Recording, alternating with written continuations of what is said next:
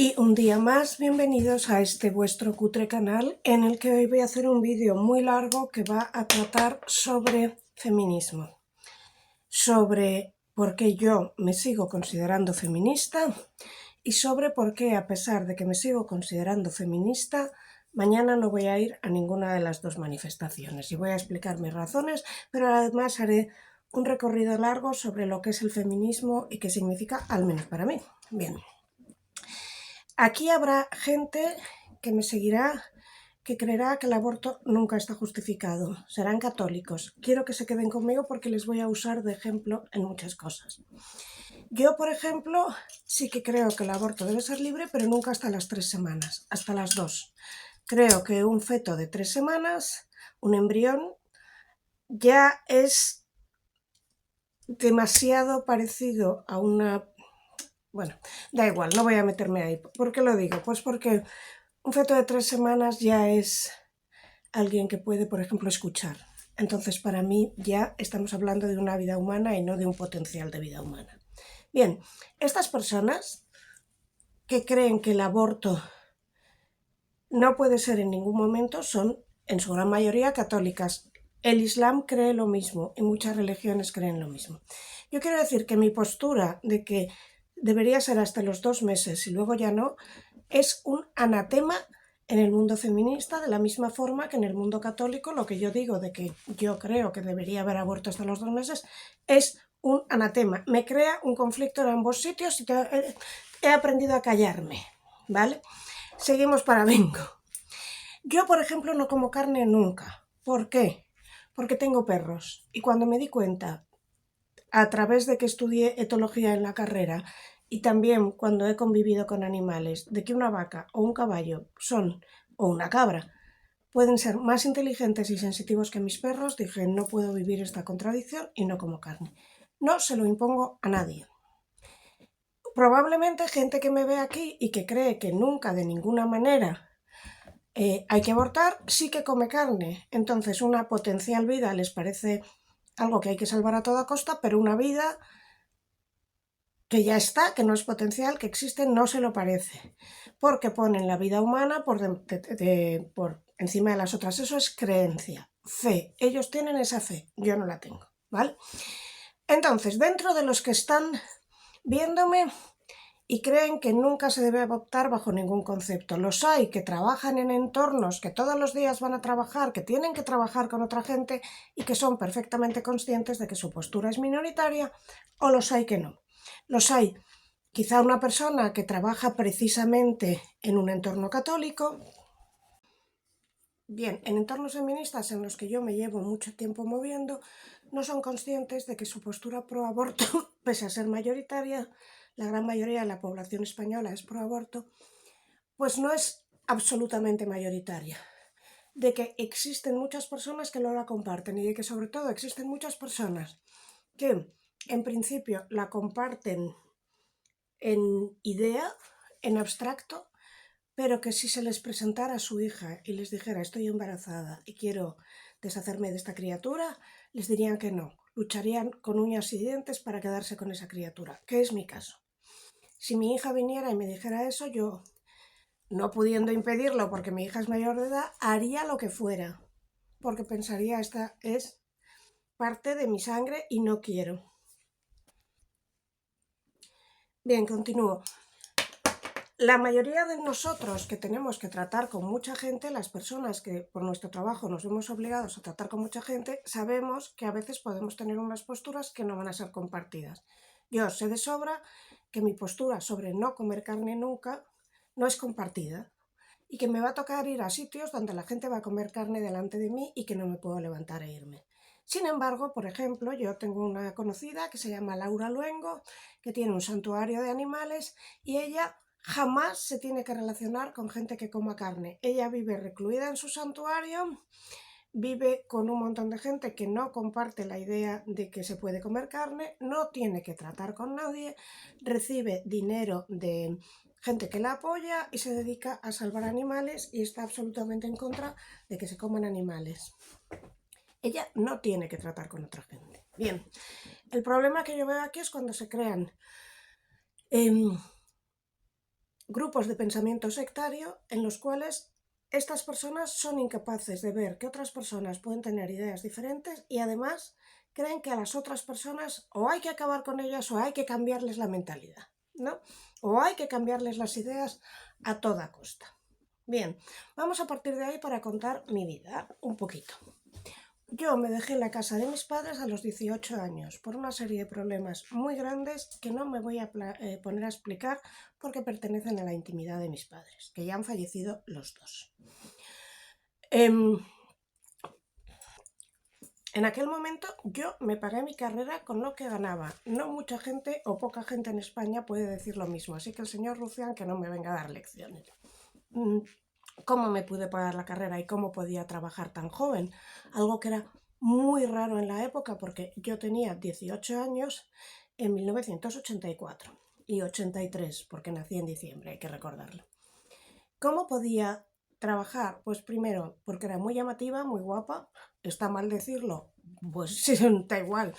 Tenía mucho pecho y en aquella época no había operaciones, por lo tanto mi cuerpo era un cuerpo muy llamativo, muy bonito para la época y muy raro de ver. Ahora cualquier chica se puede tunear.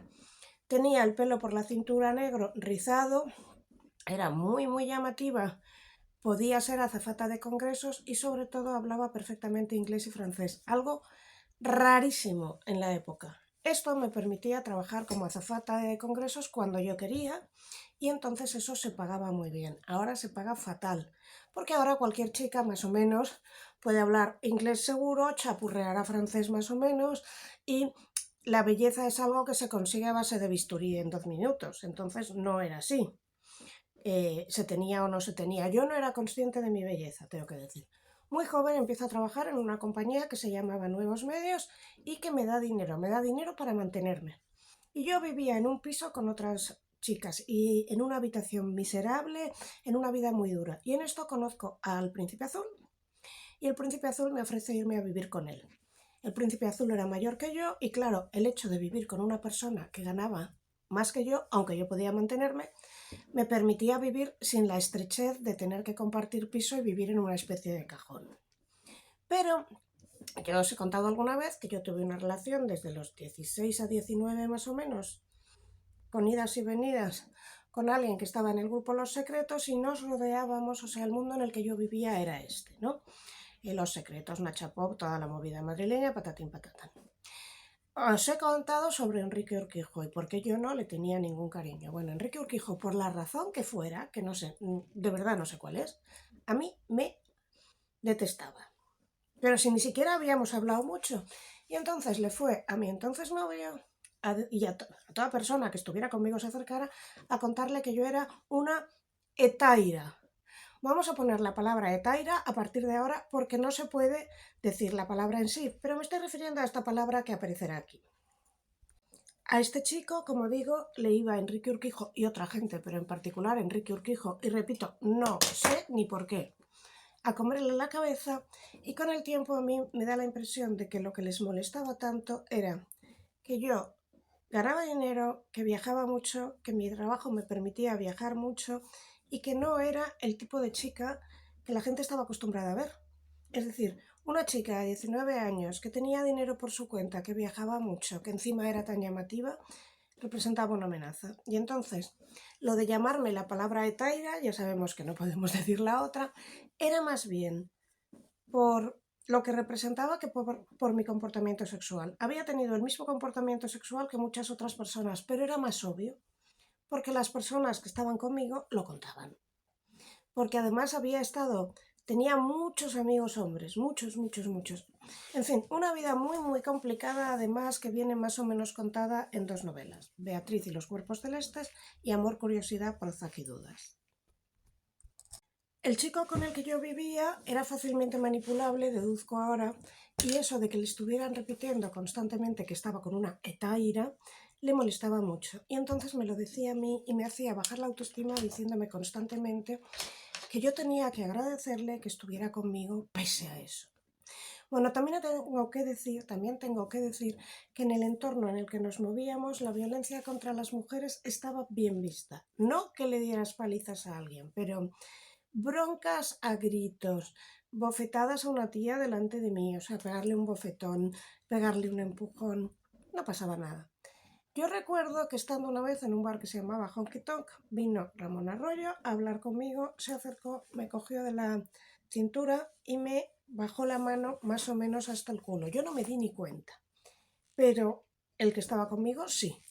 Entonces salió a la calle, me empezó a pegar unos gritos que tembló Troya, de cómo, bueno, llamarme Taira todo el rato y cómo había permitido, yo es que no me había dado ni cuenta.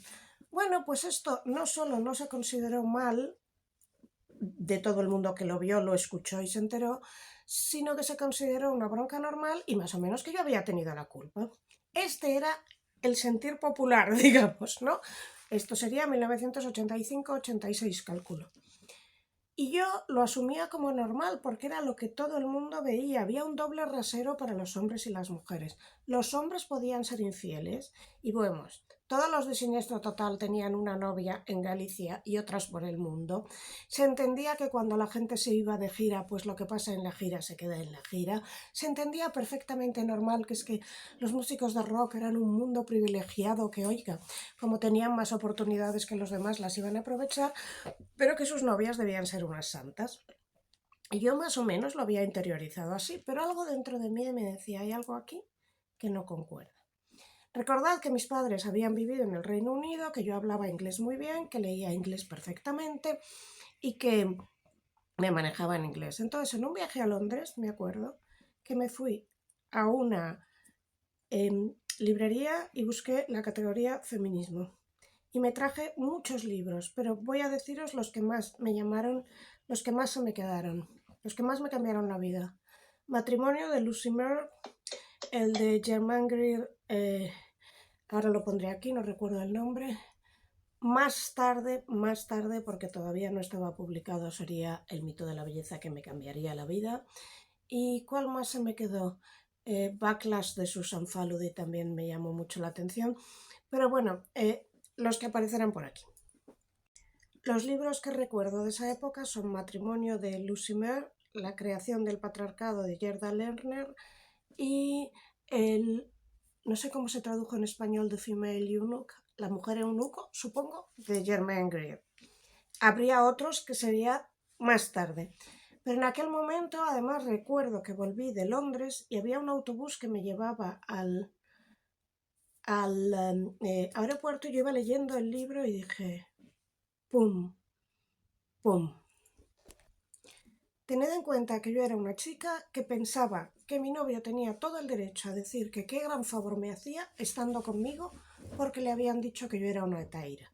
Cuando vi eso empecé a cambiar. Entonces dejé a ese novio y empecé a salir con un chico irlandés del que se habla en Amor, Curiosidad, Prozac y Dudas, que él sí que había leído todos estos libros, él venía de Irlanda, él había estudiado en la universidad se leían esas cosas y entonces en teoría la relación era más fácil, pero era igual de histérico, celoso, es decir, el sacarte a rastras de un sitio estaba súper admitido y yo tenía una fama horrible, pero no porque tuviera una vida sexual particularmente promiscua, sino porque tenía dinero, podía vivir por mí sola, podía vivir bien por mí sola. Y ya entonces estaba trabajando en la FNAC y ganando mucho, podía vivir sola. A partir de ahí empezó los siguientes dos libros que me pegaron un bombazo en la cabeza fueron El mito de la belleza de Naomi Wolf y creo que Reacción de Faludi, que en inglés se llama Backlash. Hay que decir una cosa, yo podía acceder a este tipo de lecturas porque viajaba mucho debido a mi trabajo, a varios trabajos que fue encadenando, es decir, a trabajar en nuevos medios, trabajar en la FNAC, trabajar como azafata de congresos, trabajar como intérprete, esto me permitía moverme mucho y porque yo hablaba inglés y podía leer inglés, aunque los libros que os he dicho se han traducido todos, entonces no estaban traducidos. Y por mucho tiempo yo estas ideas podía compartirlas con mi novio irlandés que se llamaba Jim, pero con nadie más. Nadie entendía ni de qué hablaba ni nada, pero yo me sentía, no estoy sola en el mundo. Puedo tener sexo con quien me dé la gana y nadie tiene derecho a llamarme Taira, aunque me lo llamaran igual. Puedo vivir sola si quiero, no estoy obligada a casarme, por ejemplo. Y luego en aquel momento llega el grunge y llegan grupos como Hole y como un montón de otros, lo que se llamaban Guerrilla Girls y lo que se llamaban Riot Girls, que eran pues Hole, Elástica era británica, Babes in Thailand, L7, tengo aquí una lista, un momento, pero a ver las que recuerdo de cabeza. Yo qué sé, Bikini Kill, Bratmobile, Hole, Daddy Issues, es que estoy viendo Freaky, muchos de estos yo los conseguía pues precisamente porque me iba a Londres y porque al trabajar en AFNAC yo tenía acceso a revistas en inglés. Pero bueno, nadie aquí escuchaba esto. Y porque al trabajar en la AFNAC podía tener acceso a discos importados. Había otros grupos como Lush en inglés o Elástica o Stereolab o Educo Belli que tenían las mismas ideas. Entonces yo llegaba al feminismo no solo por los libros, sino por los grupos de música que tenían mujeres. Yo esto no lo podía compartir prácticamente con nadie, excepto con el famoso novio irlandés, pero el novio irlandés bebía como un cosaco y tampoco creas tú que era muy fácil. Y luego empecé una vida de me la sopla todo, promiscuidad salvaje y hago lo que me da la gana. En el 97, y aparte, precisamente entonces yo ya sabía, siempre había sabido que me gustaban las chicas, pero en mi entorno era algo que no se podía decir. A partir de que leí eso dije, venga, Ancha es Castilla. En el 97 yo gano un Nadal, bueno, antes había publicado Amor Curiosidad, más o menos en el 96, creo recordar, empiezo a tener más dinero y me empiezo a mover bien. Y me atrevo a decir en entrevistas que soy feminista. Yo siempre cuento que la jefa de prensa me decía, no digas eso, que hundes tu carrera. Y lo decía igual. Y lo decía cuando Almudena Grandes decía que no había diferencia entre la literatura masculina y femenina, cuando estaba mal visto. La única que lo decía era yo. La única que se reconocía tranquilamente como feminista. Bien, 96 hasta 2020. Túpido velo en el que he hecho de todo que no viene a cuento. Desde que gano el Nadal hasta adelante llevo una vida en la que, por supuesto, soy feminista, pero no es mi único interés en el mundo. Me encantaba la música indie, me encantaba leer, por supuesto, la literatura, el arte plástico en el que he estado súper volcada y en el que también había mucho feminismo, las Guerrilla Girls. Y yo me sentía en una pequeña burbujita en la que no relacionaba mucho con el resto del mundo. ¿Para qué? No había internet, ni mientras no había internet, tú podías vivir en tu mundo cerrado, como otra gente vive en su mundo cerrado en el que nadie come carne, otra gente vive en su mundo cerrado en el que absolutamente nadie está a favor del aborto. Vale, en digamos 2018-19, cuando aparece Twitter, yo empiezo a seguir a un montón de cuentas que son feministas, porque yo no tenía... bueno. Tengo que volver un momento atrás.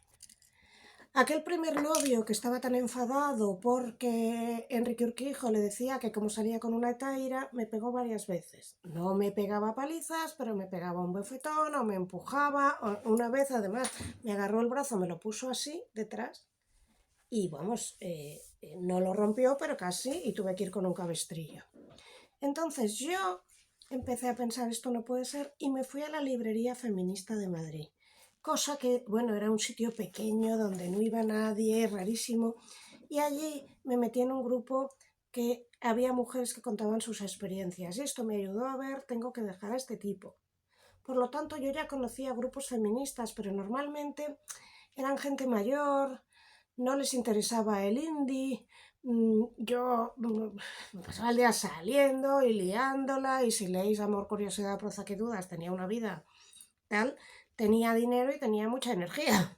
Yo trabajaba, salía de trabajar, algo que ahora no podría hacer, pero trabajaba, salía de trabajar, Ancha es Castilla, no duermo. Pues no duermo, no pasa nada.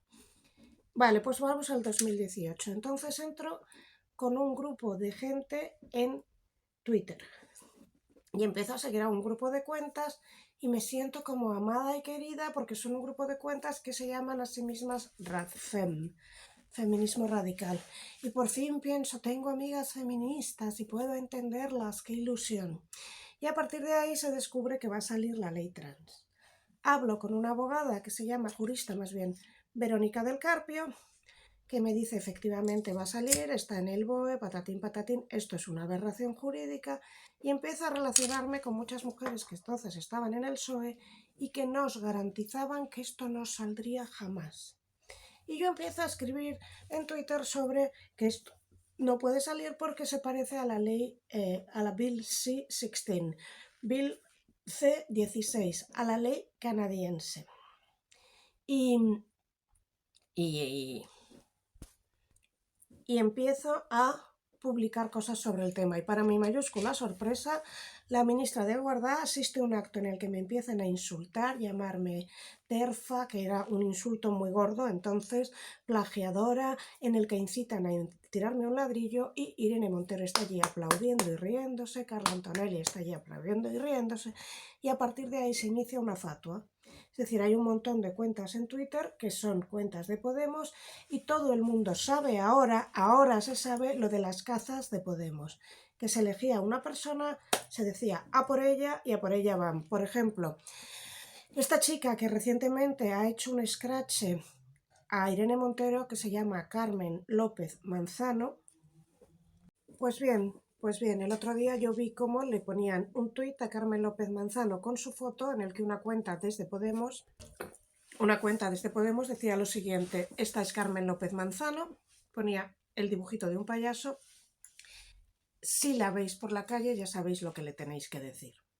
Esto significa que ya van a por ella. Este es el pistoletazo de salida. En mi caso, el pistoletazo de salida fue el famoso premio ladrillo. ¿Cuál es la diferencia? Primero, Podemos ahora no tiene dinero, ni está en el gobierno, ni tiene todo el aparato que tenían montado. Dos, nadie sabe dónde vive Carmen López Manzano.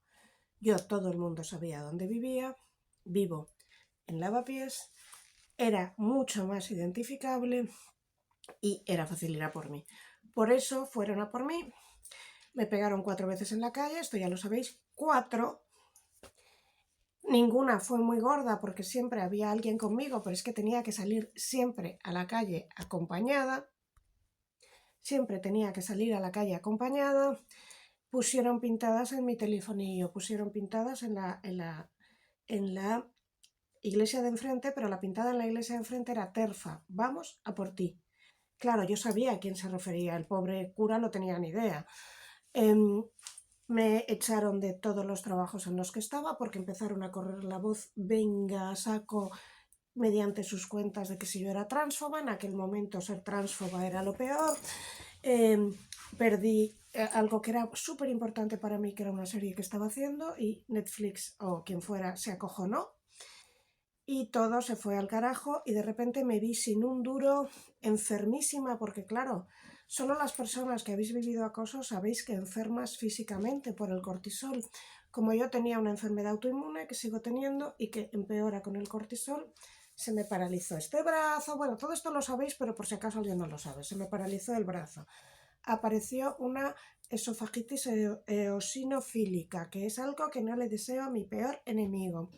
Me veis muchas veces que no puedo respirar. Bueno, esto es porque el cortisol crea una respuesta autoinmune, y una de las cosas que aparecen, de las enfermedades que aparecen, es asma. Pero estas enfermedades aparecen como consecuencia de una enfermedad autoinmune que se llama condición T2 o enfermedad T2 o inflamación T2, que a su vez se desencadena por el cortisol. Entonces yo me encontré sin trabajo, que me pegaban por la calle, que estaba enferma, pero de verdad, si alguien ha vivido lo que es una esofagitis eosinofílica, lo puede contar.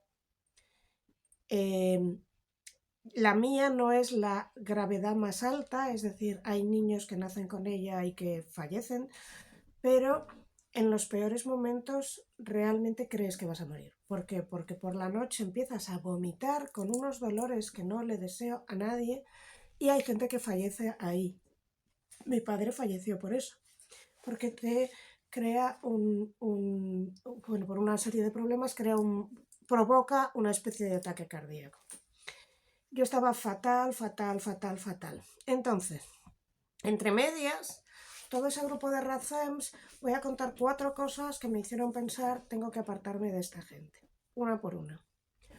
Una, Nos decían, no, estamos hablando con el PSOE no va a permitir que esta ley pase, el PSOE no va a permitir que esta ley pase.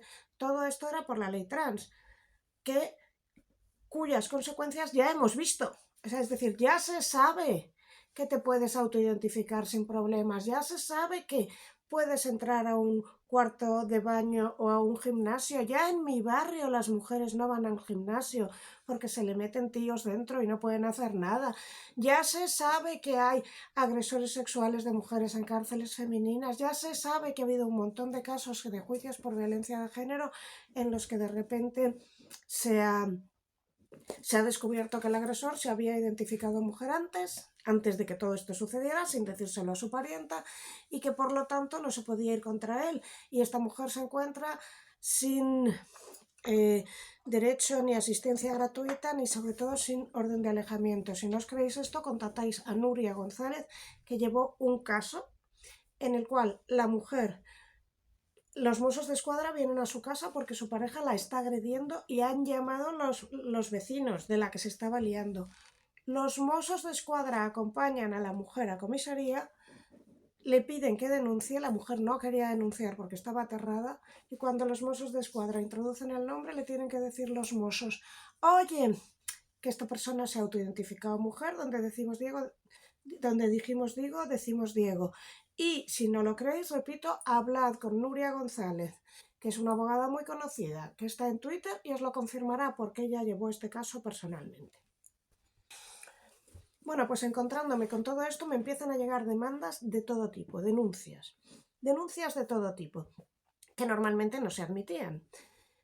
Pero el grupo de Podemos hace correr el bulo de que me han denunciado por plagio. Nunca hubo ninguna denuncia, pero esto me hace perder más trabajos. Y se me crea un San Benito horrible que creo que ya he superado porque ya las cosas han pasado. Y de repente me encuentro con una denuncia porque yo había escrito en un tuit: aquí mis ojos ven un hombre, en esta foto, y me cae una denuncia y admiten la demanda. Y la broma de presentarme al juicio eran 7.000 euros nada más empezar, porque el juicio tenía lugar en las Islas Canarias y había que pagar procurador, abogado que fuera hasta allí, abogado muy caro porque llevaba todas las de perder, porque recordad que previamente ya le habían condenado a 1 año de prisión más un curso de reeducación más no sé cuántas cosas a una chica trans que le llamó a otra chica en una discusión Mari con tetas. Entonces ya había jurisprudencia. Hay que decir que yo gané este juicio por una razón muy simple, porque el susodicho persone en sus redes sociales muchas veces se había autoidentificado a sí mismo como hombre. Si no lo hubiera hecho nunca, yo habría perdido el juicio con casi toda probabilidad. Pero, oiga, como bien dijo mi abogada Lupe Sánchez, usted no puede decidir que usted se puede llamar a sí mismo hombre y los demás no pueden, ¿vale? Entonces yo ahí me vi muy mal y yo esperaba que esta comunidad Radfem que tanto alardeaba de tal, me ayudara porque yo no tenía dinero para pagar el juicio. No recibí nada. Lo recibí sorprendentemente del programa de Luis del Pino. Entonces, ¿qué cosas me hicieron cambiar? Una, que esta comunidad Radfem no me ayudara con los gastos. Dos, que esta comunidad Radfem, que había sido tan machacada por el PSOE, había todas esas mujeres que nos decían: el PSOE no va a permitir esta ley, el PSOE no va a permitir esta ley. El PSOE la permitió y entonces una de las grandes adalides de la comunidad Radfem dijo en público: yo voy a votar al PSOE de todas formas porque viene la ultraderecha. Entonces yo le pregunté a una conocida: pero está loca, vamos a llamarla Luisa, no voy a dar su nombre, ¿por qué dice que va a votar a la ultraderecha? Y me dice: porque su marido trabaja para el PSOE y ella no trabaja. Y me lo dicen tan tranquilas. Y entonces yo empecé a ver, repito, en el caso de la tal Luisa, no se llama Luisa, su marido tiene un cargo muy alto en un ministerio por el que gana, calculo que 10.000 euros al mes, no baja. Ella no trabaja y vive de su marido, entonces le han debido dar un toque a su marido y me lo dicen tranquilamente. Pero luego empiezo a ver a mucha gente defendiendo al PSOE. Ayer mismo vi a Karina Castelao, que no me importa decir que fue Karina Castelao, diciendo: lo que dice Carmen Calvo es oro molido. ¿Tú recuerdas que Carmen Calvo no se opuso a la ley trans? Solo se abstuvo y no dejó el PSOE. Después de que yo me he comido todo lo que me he comido, hasta que me peguen por la calle, entonces empecé a ver a muchas que no se atrevían a meter con el PSOE y entonces descubrí algo que yo no sabía. Muchas de las RADFEM vivían del dinero del PSOE. Es decir, había una que teóricamente era artista, ilustradora y escritora, y luego descubrí que su trabajo real era ser asesora de género o asesora de igualdad o algo así, y que hacía unas giras por institutos andaluces y que le pagaban por cada vez que iba. Entonces ese era su trabajo primario. Si no apoyaba al PSOE, esto se acababa. Creo que se le acabó de todas formas porque luego ganó Moreno Bonilla. Había varias que recibían dinero de alguna manera u otra porque eran asesoras de igualdad o tenían una asociación o lo que fuera. Y entonces yo rápidamente me di cuenta de que las que se atrevían a decir la verdad vivían de otras cosas y las que no vivían del PSOE. Y entonces me llamó una y me dijo: oye, ¿quieres venir a mi obra de teatro? Que voy a hacer una obra de teatro en el Teatro Lara, creo que era. Pero no puedes decir, porque ya tenía otro nombre distinto en Twitter, no puedes decir que soy yo porque si se enteran de que yo soy RADFEM, pues entonces me echarán de la obra. Digo, ¿tienes cojones? Perdón, ovarios para decírmelo. Y entonces empecé a ver que muchas tenían una doble vida o que muchas no hablaban porque recibían dinero y que muchísimas recibían dinero. Es decir, el feminismo para ellas era su trabajo y por lo tanto no se relacionaban con gente que pensara distinto. Y lo que ya me tocó los mismos fue un día que yo, hablando de Carla Sofía Gascón en Twitter, me tuve que referir como ella, porque la ley es así y porque me pueden volver a llevar a juicio. Entonces hubo una imbécil, ahí me he quedado, que me dijo: ¿cómo te atreves? Llámala él, porque es un él. Claro, ella desde una cuenta anónima. Y yo dije, después de todo lo que he vivido, ¿vienes tú a echarme sermones? Y me di cuenta de que había un nivel alto, que eran gente, que son gente y que siguen siendo, que viven del PSOE o están muy cercanas al PSOE. Otro nivel, que lo voy a decir en alto tranquilamente, como Paula Fraga o Laura Estrego, que han vivido lo mismo que yo. Perder trabajos, perder vida, perder de todo, sin recibir un duro a cambio y destrozar su existencia. Y otro nivel de sectarizadas, que viven en un mundo cerrado en el que nunca trabajan o no se relacionan fuera de este entorno y en el que piensan de verdad que por narices, si te refieres a Carla Sofía Gascón, debes decir que es un hombre. No lo he dicho para que no me demanden, ¿eh? Por narices hay que hablar de cualquier persona trans en masculino. Es decir, pues yo, por ejemplo, si veo al tipo que es un hombre, veo un hombre. Pero obviamente si veo a, no sé, Vivi Andersen o Amo Romeira, pues cuando veo una mujer. No es que puedo estar pensando, tengo... Y bueno, repito, que había 3 niveles. Las que recibían dinero y entonces se callaban. Gente como yo, muy pocas, que heroicamente lo perdimos todo. Yo, Paula Fraga, Laura Estrego, Juana Gallego, probablemente. Seguro que hay más y ahora no me acuerdo. Y gente que yo flipé porque luego me decían en privado, bueno, pero seguimos hablando con el PSOE porque esto lo van a cambiar. ¿Pero qué me estás contando?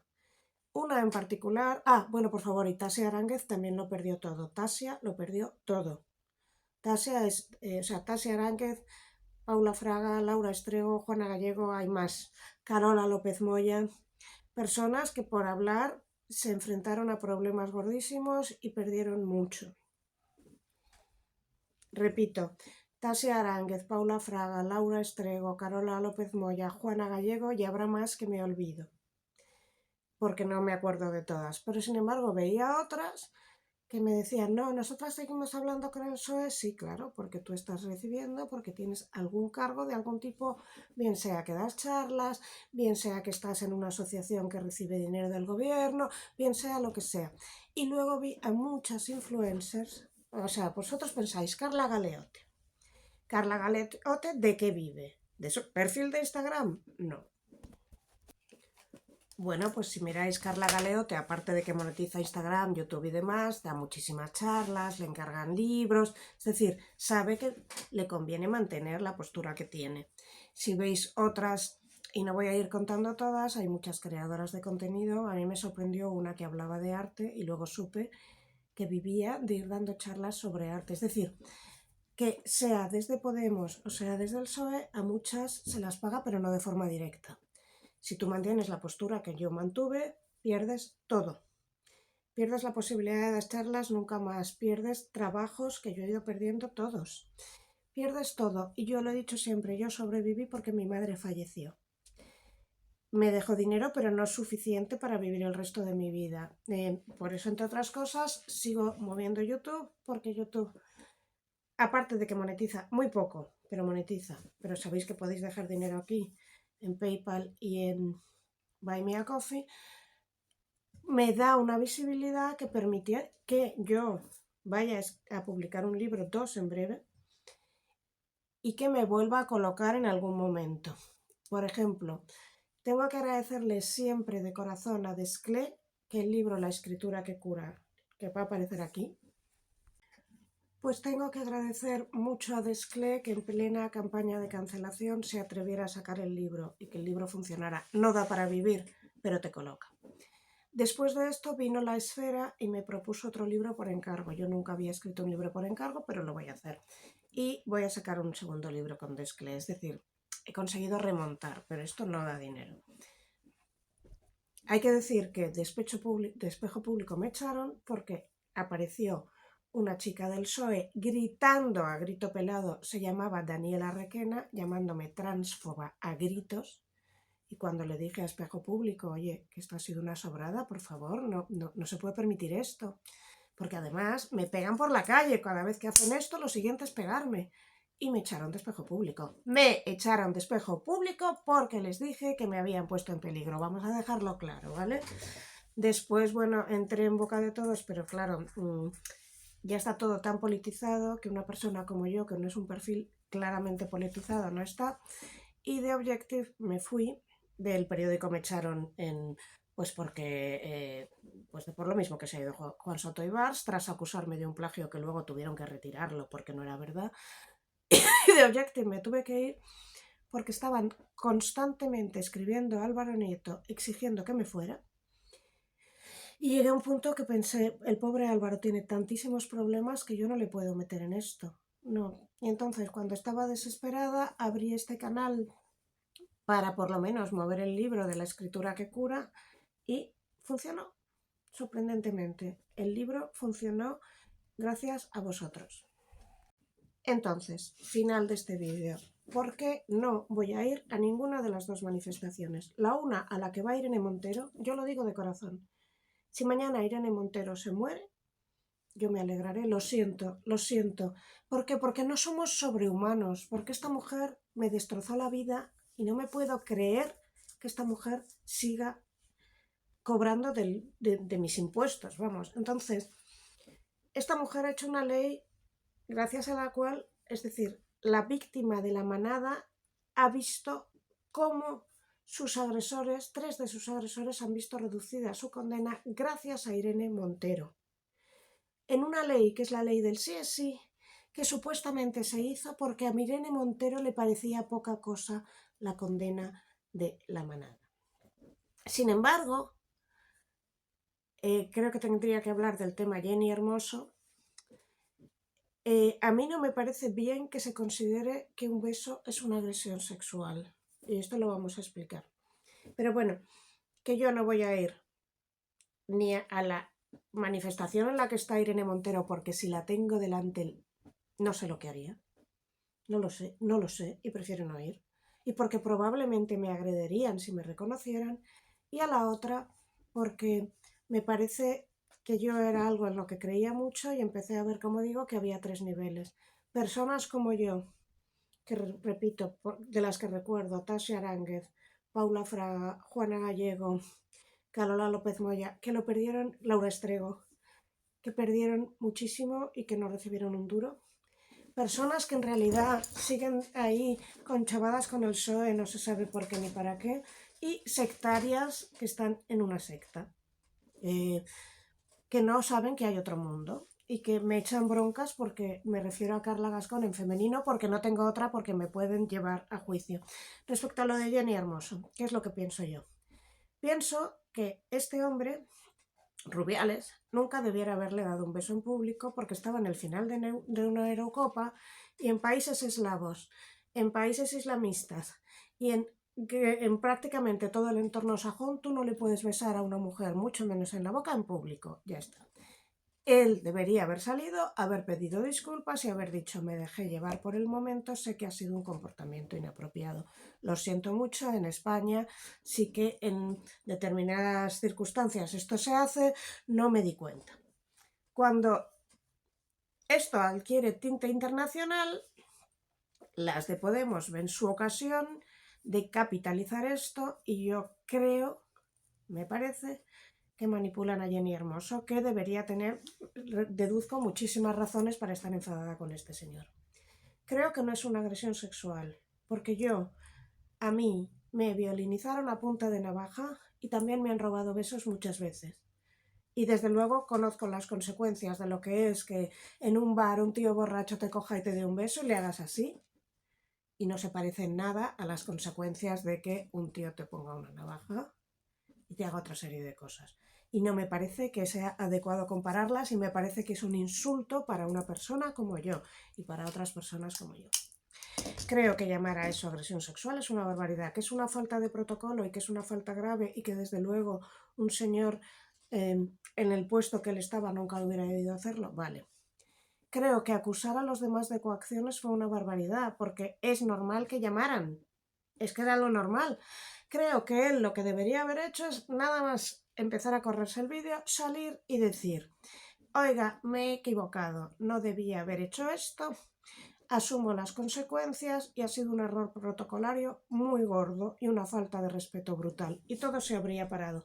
Pero como él era un soberbio, empezó a intentar manipular. Empezó a intentar hacer una declaración conjunta con ella que ella no tenía por qué hacerla. Creo que meter un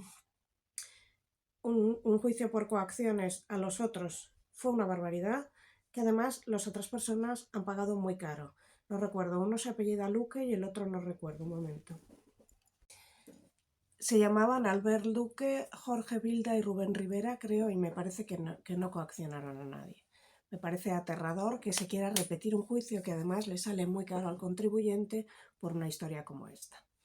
No, me parece, o sea, he vivido veces en las que me han robado un beso en una discoteca o en un bar y ha venido alguien borracho y me ha cogido en el cuarto de baño y me da un beso y yo le he pegado un empujón y me he ido y ya está.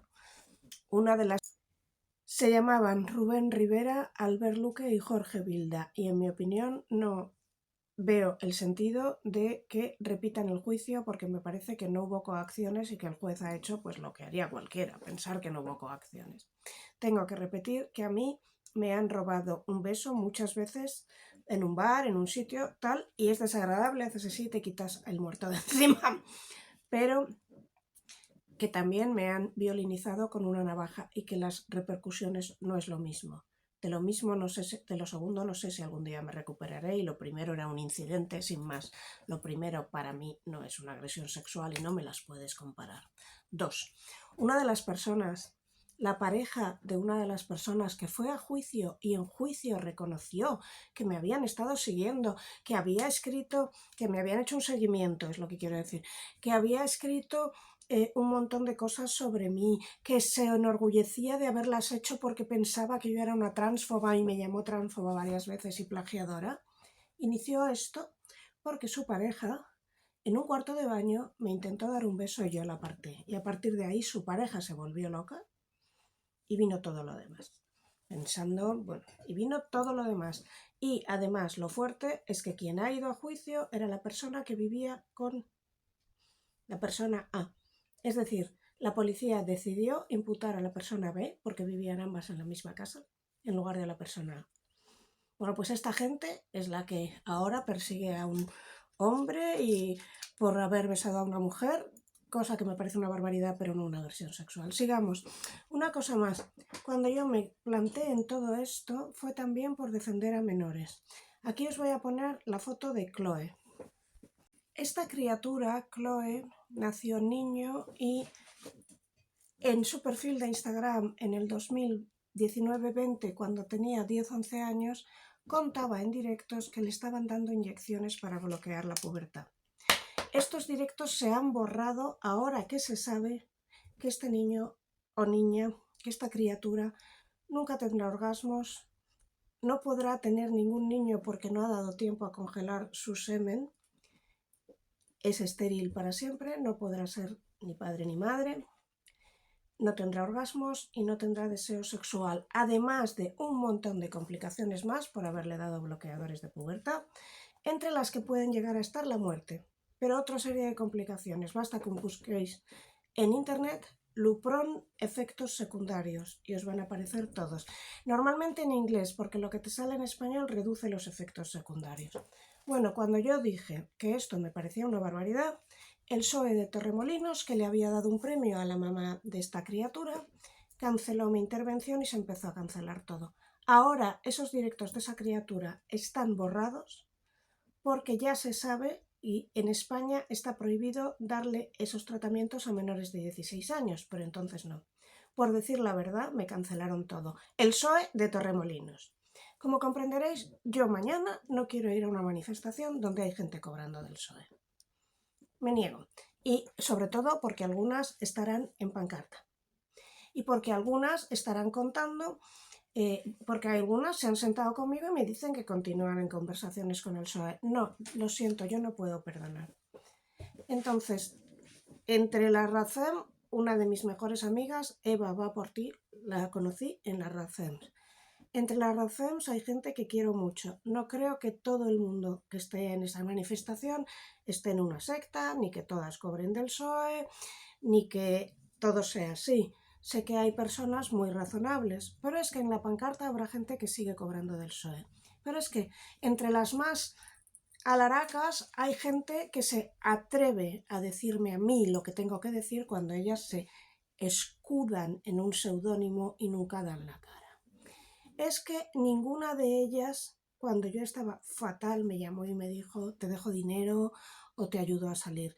Es que yo sigo creyéndome feminista y creo que es necesario el feminismo clásico porque ahora viene una ola de islamización radical en la que les harán a las niñas lo mismo que me hacían a mí.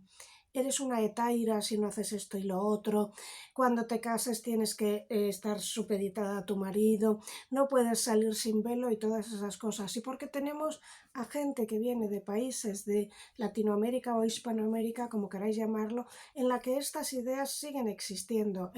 Un chico no se puede pintar los labios porque entonces ya es una chica.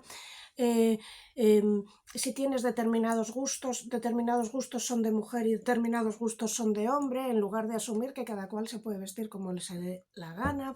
Creo que es absolutamente necesario porque ahora mismo en España está descendiendo el número de mujeres directivas. Llegamos a un histórico 40% en 2016, está bajando, pero en los altísimos puestos no hay mujeres directivas. Las mujeres que estáis viendo este vídeo y que trabajáis en empresa privada sabéis lo complicadísimo que es llegar a ciertos puestos. Muchas de vosotras habéis tenido que elegir entre la maternidad o poder trabajar. Yo tuve que hacerlo. Perdí mucho por decidir tener una hija. Ahora mismo, en 2025, hay un montón de violinizaciones en manada que antes ni existían. Existían, pero no a estos niveles. Ahora mismo se les intenta convencer a un montón de niñas y adolescentes de que su futuro laboral pasa por el OnlyFans. Ahora mismo la presión estética que existe sobre las mujeres yo no la viví. Yo no necesitaba maquillarme ni ir vestida de ninguna manera, iba siempre en vaqueros y camiseta y podía trabajar igual y no pasaba nada y no me maquillaba. Ahora mismo creo que estamos en una situación peor que la que yo viví en los años 90, con mucho, en el que también a las chicas les acusan de hetairas y han tenido muchos novios y por eso esta tendencia que hay en redes del body count. Ahora mismo hay una situación muy complicada y repito, la llegada de la islamización radical y también de estereotipos de género que a veces traen latinos e hispanoamericanos ha vuelto a bajar las cosas a niveles brutales. Por eso creo que el feminismo clásico es más necesario que nunca. Lo que pasa es que el feminismo que yo viví no estaba subvencionado. Eran artistas, escritoras, mujeres que lo hacían porque sí, porque lo sentían igual que yo. A mí nadie me pagaba por nada de esto. Creo que el sistema, cuando quiere desarticular un movimiento que lo desafía, lo paga. Aquí ha habido la primera forma de desarticular el feminismo, vino del PSOE pagando a gente, con lo que sea, carguitos o charlitas o puestitos.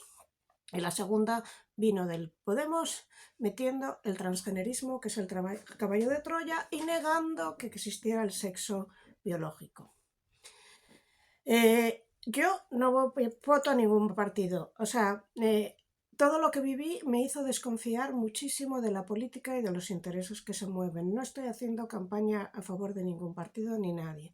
Yo sobrevivo como puedo. Y si me dejas dinero, mejor, por cierto.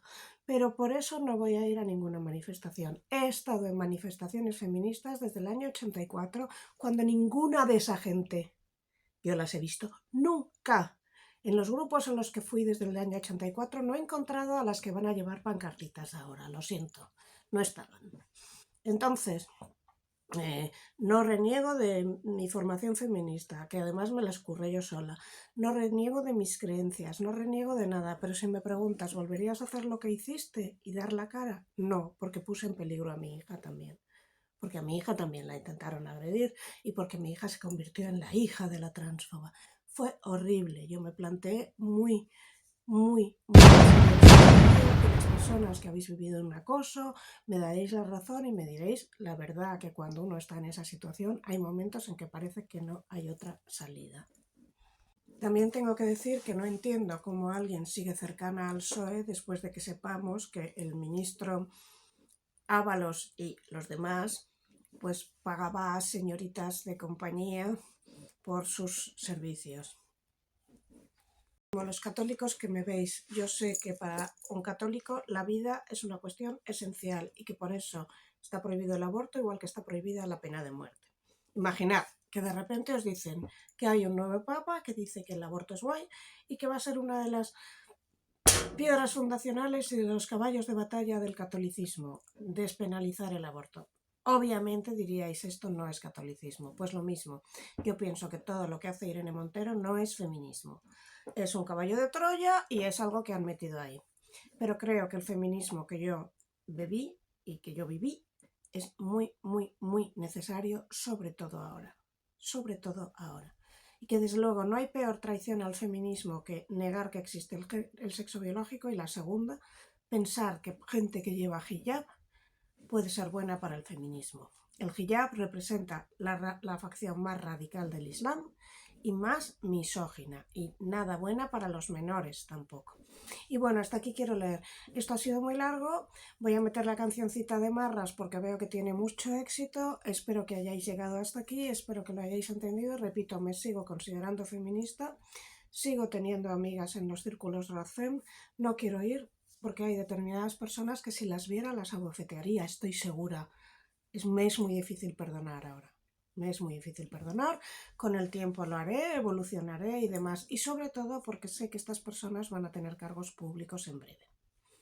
Y van a tener cargos públicos por haber estado calladitas y esto me molesta sobremanera. O siguen recibiendo dinero por esto. Con lo cual, yo repito, hay personas a las que respeto muchísimo. Sé que en esa manifestación va a haber amigas, gente a la que quiero mucho y demás. Pero no me he recuperado. Bastante es que mi salud está mejorando, bastante es que no tengo ideaciones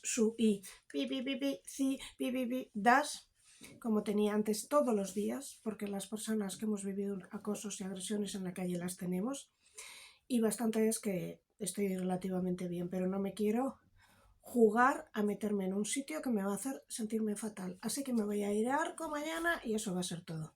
Bueno, os dejo la cancioncita. Un besito.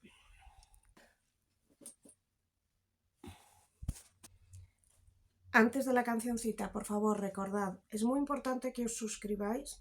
Es fundamental que dejéis un comentario, aunque sea hola reina, para subir métricas.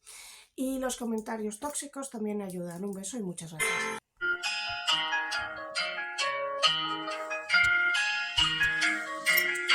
Ahí va. Llegamos. Como yo te amo, como yo me exalto. Convéncete. Convéncete. Nadie más lo hará. Nadie más lo hará. Nadie porque yo.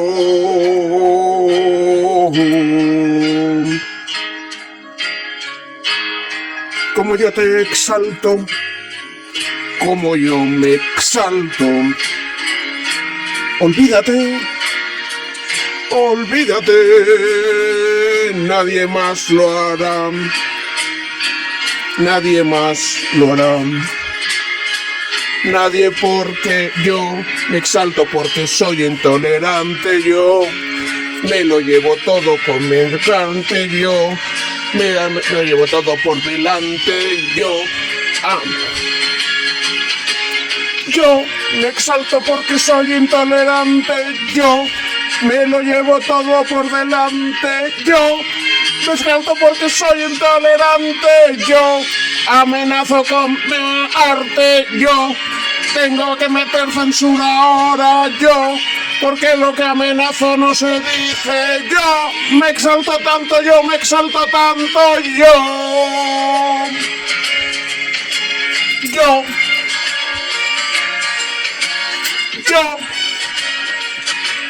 y solamente yo, porque solo pienso en mí, yo.